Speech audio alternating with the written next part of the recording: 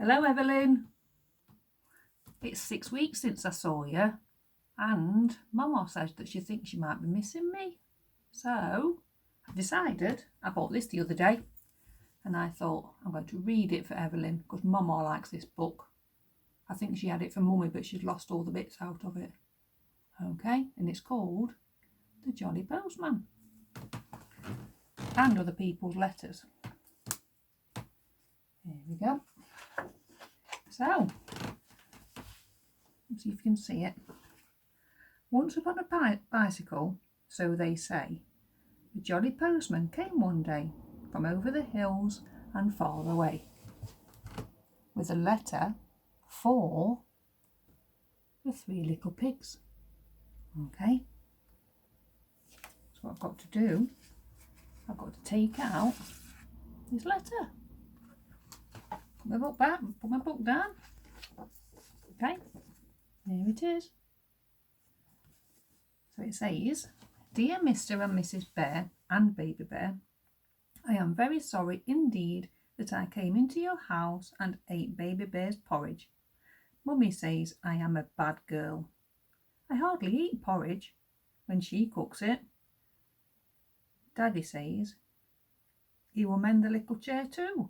Love from Goldilocks. P.S. Baby Bear can come to my party if he likes. There will be 3 kinds of jelly and a conjurer. I think that's a magician. Right. Put my letter back in the envelope so I don't lose it. Okay, now I've got that look. So the 3 bears read the letter, except Baby Bear. I can't read it, hang on. I can't read backwards. The postman drank his tea. And what happens next? We'll very soon see.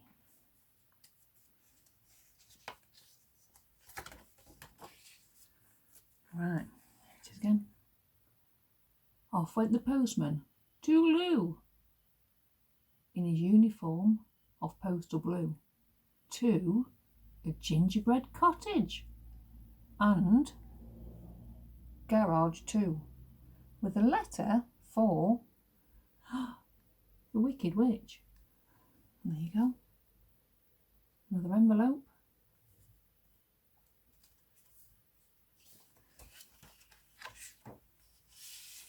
Open it up. Oh, not quite a letter this time. Oh, look. Hobgoblin supplies. Okay, so we've got deadly lampshades. We've got little boy pie mix, Halloween boot, choice of 5 lovely colours. Oh, midnight black, coal black, jet black, crow black or bat black. A big broom, witching hour, a cauldron set. Looking for a new newt? Can buy a newt. You can buy complete foul curses. For the wizards in your life, you can have a matching bow tie and socks, frog powder, sky high goggles, a cup and saucer, and a rejuvenating pills. Feeling low? Take a witch-o and perfect pick-me-up. Okay. Everything for the modern witch delivered to your door. There, that's more like a poster, isn't it? Yeah. Or an advert. Shove that back in there so I don't lose it. Okay. So, the witch read the letter with a cackle of glee, while the postman read the paper, but left his tea. It was green.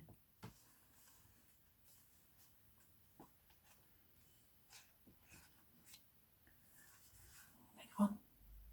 Soon the jolly postman, we hear tell, stopped at a door with a giant bell and a giant bottle of milk as well, with a letter for, can't work that one out. Guess who, it says. On there. Mr. V. Big. Mile High House, Beanstalk Gardens. That comes by airmail because it's got red and blue around the edge. So that's come on an aeroplane, that one has. I don't know if they still do that now, but they did. Oh, it's a postcard. Look. That's nice, isn't it? I'm going to leave you to guess those nursery rhymes. Right, so it says, Dear Giant Big, have a nice time. Me, my mum, and your hen that lays the golden eggs. It's better than the traveller's checks. Saw a bloke as we was flying down. He was bigger than you. I've took note of his address. Take care of yourself and your talking hop. We'll be back for that one of these days. I shouldn't wonder. Bye for now. Your very little pal, Jack. Jack from the Beanstalk. Right. Of course it is. Auntie Gainer. Not very good, am I? Right, next. This one. So, the giant read the postcard with baby on his knee, and the postman wet his whistle with a thimble full of tea.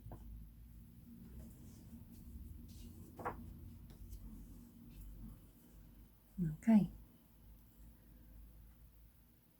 Once more on his bicycle, the postman rode to a beautiful palace, so we've been told, where nightingales sang, and a sign that said sold, with a letter for Cinderella. There's a surprise. Okay, so there it says HRH, that's Her Royal Highness, Cinderella, the Palace, Half Kingdom Road. Okay, turn the envelope over, take out the letter. Oh, look, we've got two things in here. Okay, let's have a look at the letter first. Here, look, letter with writing on it. Dear Princess, we at the Piper Press hope soon to publish a little book for younger readers in celebration of your recent marriage to His Royal Highness Prince Charming. A copy of this book is enclosed for your approval. We trust this somewhat shortened version of Your Highness's most marvellous tale will not displease you. We also trust that you will be comfortable in your new home and live happily ever after. Your humble servant and loyal subject to be, Peter Piper, Managing Director of the Peter Piper Press, Pet Place, Bickleton. Put that back. Oh no, I've got this. Right, so this, Cinderella, the story of a fairy tale princess. So it's a tiny book in a book. You open it. Oh wow, more reading. Let me show you the pictures. There, look. But I can't read it through there, so I'll do it this way. There was once a young woman named Cinderella who had a cruel stepmother, two cruel and ugly stepsisters, and a father who was not around much. One day the postman arrived with an invitation to the royal ball. The stepmother and the sisters got dressed in their finery and departed almost at once, leaving Cinderella alone. She couldn't go to the ball. She had nothing to wear and no transport. I'll show you the next pages. Look, those pictures and those pictures. Okay. Right. Luckily, at the moment, Cinderella's fairy godmother dropped in, finding Cinderella in tears. She worked her magic and sent her off to the ball. In a beautiful gown and a golden coach, but be back by 12, she said. The magic stops at midnight. So Cinderella went to the ball and had a marvellous time. She ate lots of little sausages on sticks and danced constantly with the prince, who obviously admired her. Then, just when things were going well, whoops, the clock struck 12 and Cinderella had to run for it. The prince was inconsolable until, that is, he found one of Cinderella's glass slippers, which cheered him up. The next day, he went looking for a young woman whose foot would fit the slipper. I'll show you the pictures. There you go. Meaning to marry her. If she'd have him. All the women in the town, young and old, and even the ugly sisters, tried on the slipper, but without success. Then finally, Cinderella tried it on, and it fitted, of course, and that was that. A few days later, Cinderella and the prince were married. Telegrams of congratulations arrived from every corner of the kingdom, and the newspapers were full of the event. Fairy tale princess, the headlines proclaimed, which on this occasion, it must be said, was really no exaggeration at all. There you go. So there's a book in the book. Right, I'll keep that in the letter, put it back in the big book. Okay, so Cinder's read her little book, the postman drank the champagne, then wobbled off on his rounds again and again and again. Oops. Right, can you see it if I do it this way? All right, let's have a look. Later on, the postman, feeling hot, came upon a grandma in a shady spot. But grandma, what big eyes you've got. Beside this is a letter for... Oh, B.B. Wolfe, Esquire, care of Grandma's Cottage. What does that say? Horner's Corner. I want you to send me a message back telling me what BB stands for, because I don't know. You'll have to let me know. Okay.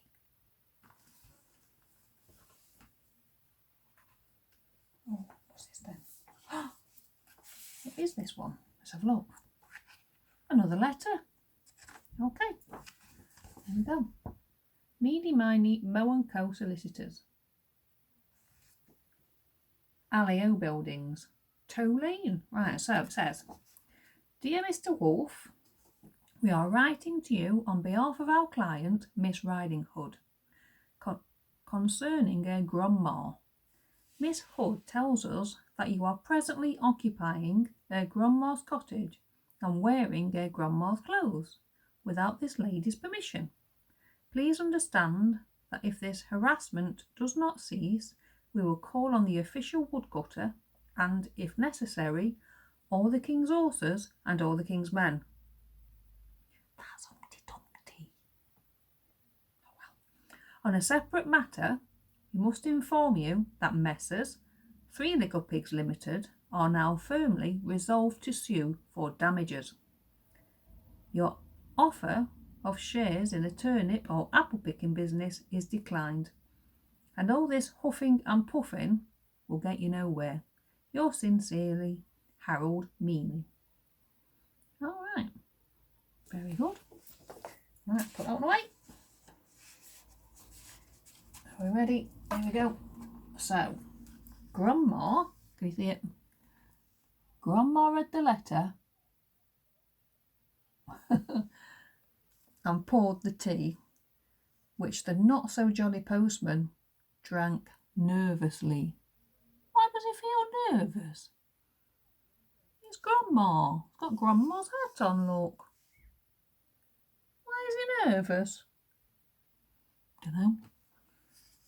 Right, next one. Shouldn't really lick it, but I did. Right, now, can you see it? I'll show you the picture first, then I'll read it.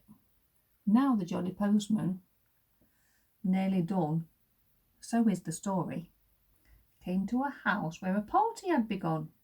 On the step was a bear with a bun. But the letter, it was for Goldilocks. Okay, please do not bend. To Goldilocks, 24 Blackbird Road, Banbury Cross. Did you go to Banbury Cross to see a fine lady up on a white horse? I think so. Horse, Mama would say. Look. It's a birthday card. I wrote Goldilocks. Hey. Ooh. Oh. Wow. That is a £1 note. We haven't had those for years. Look. That's a £1 note in a birthday card. That's good. Right, let's have a look. Oh, it says it's got a nursery rhyme in it. Look. Pat a cake, baker's man. Bake me a cake as fast as you can. Carry it on a beautiful plate and light up the candles. Today I am 8. To Goldilocks with love from Mrs. Bunting and baby. There you go. Oh, I shut the book. Never mind. We're nearly at the back. Hope I can get the right place. Hey, I got the perfect place. Right, I've got to put the birthday card back. Right, so here we go. So Goldilocks put the £1 note in the pocket of her frock, and the postman joined the party, and they all played Postman's Knock. I used to play that when I was little. Are we done? Oh no, we haven't. Right.